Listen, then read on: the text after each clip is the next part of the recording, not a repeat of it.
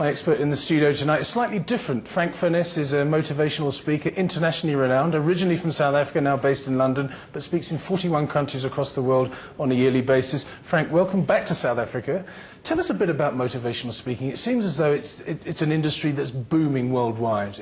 Is it that's sought after? Oh, it is hugely sought after, but it's not so much just motivational speaking, it's adding value. So companies now are looking at more, not just a motivational hype type speaker, but someone that's going to add value, and afterwards it's going to make a difference to their company, better customer services, better sales or whatever. So is it typically a sales force that you specifically would be targeting? Absolutely, yeah. I specialise in sales and I speak to sales forces all over the world.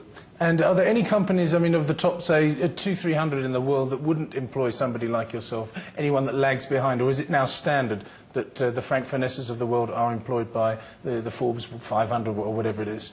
I find it's almost standard. All of them are bringing in speakers, especially on the sales side, because the salespeople want to be motivated once a year. So when I go in, I'm speaking, I'm adding lots and lots of personal stories, adding a bit of value, adding some motivation, so that people are learning a few things, but also feeling a little bit high. That salespeople love that sort of motivational hype.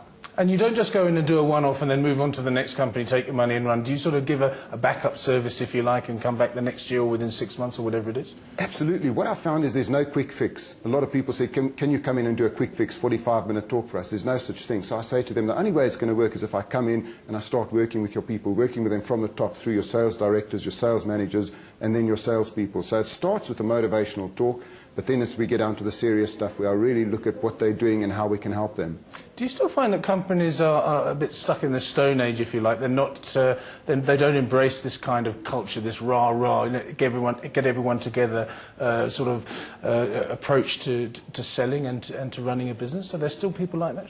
There are still some companies like that. Amazingly enough, one or two companies that I work with are still very much not into the rah-rah, especially in England. As you can imagine, in England they don't like the rah-rah at all. So you've got to try and get the rah-rah through, but still add the value to them.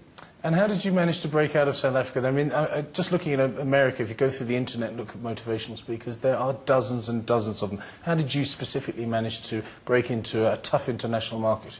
Well, one of the things I did is I sat and I cold called for 3 months, and I got more rejection than I've ever got. But one of the companies that I called took me on, and they spend $100,000 a year, and they put me in front of their people all over the world. So that's where it started.